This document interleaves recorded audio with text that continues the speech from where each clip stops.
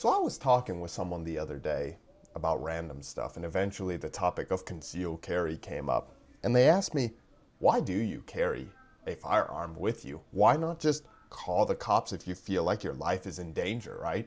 Most of the time, people who ask that question, it comes from a place of ignorance. And I don't mean that in a mocking way, but I just don't think that they realize truly how fast these scenarios or situations happen in real life. I mean, usually they think, oh, something's happening out there. I could just get my phone out and dial 911. And I'm sure many of you guys who also carry have experienced something like this before, a question like this.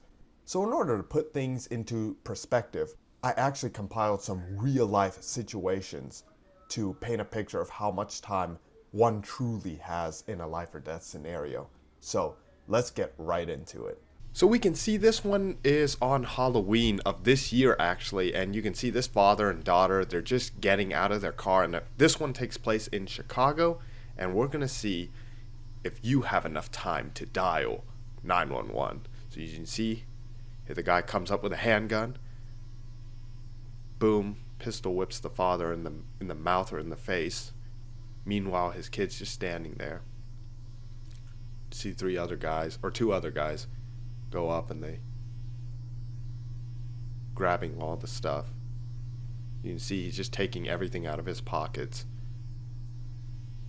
And at this point, I think it's safe to say that his wallet and phone are definitely taken. So there's no way you could dial 911.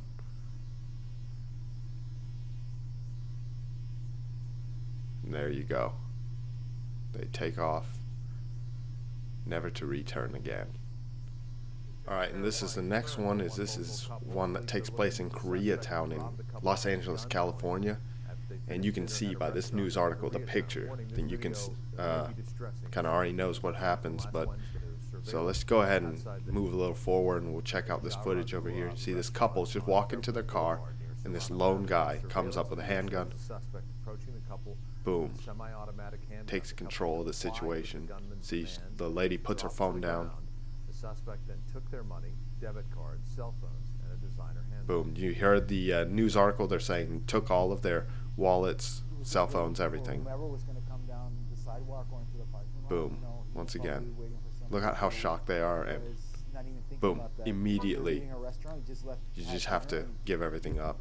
So I don't think in this situation you'd be able to dial the police either. Alright, and this is our next one we're moving into. This one I saw this footage off of X, and this one apparently takes place in Trinidad. This is a Chinese couple. They're going into their home. It's apparently late at night. You see them unlocking their door. So the wife goes in, and boom.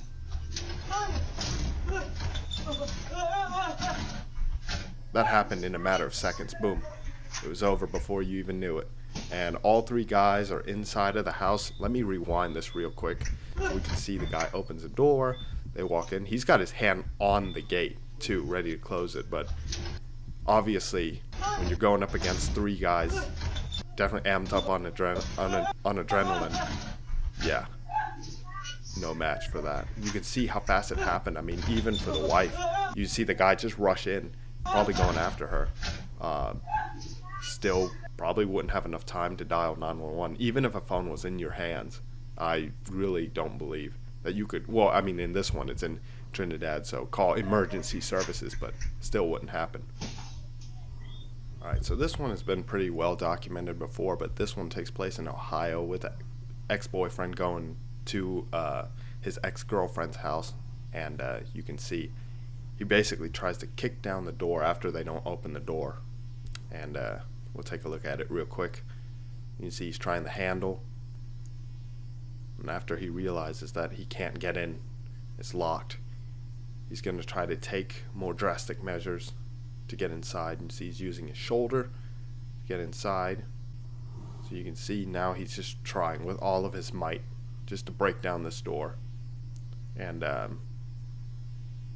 yeah, there you go.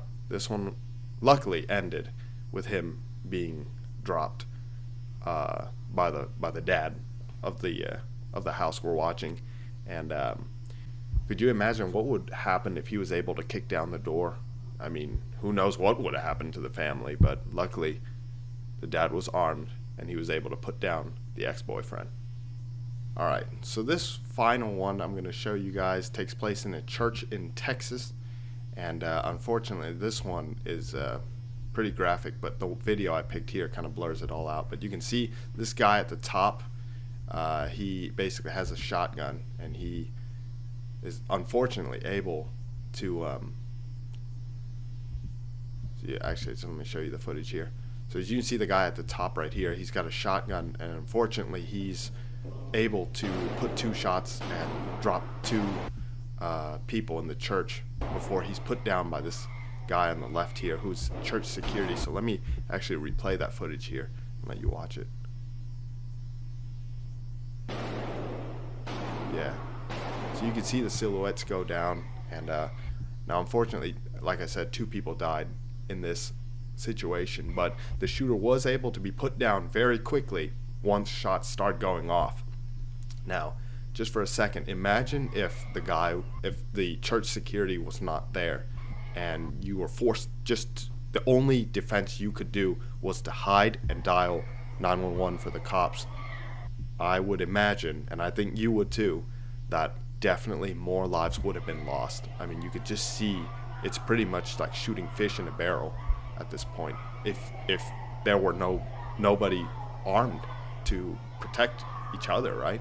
So there you have it. You just saw a few scenarios that happened and ended so fast, and these were all real life examples with footage, so you could truly see how fast it was. And if you were asking me personally, I don't think that there would have been a point where calling the cops and waiting for them was a viable option.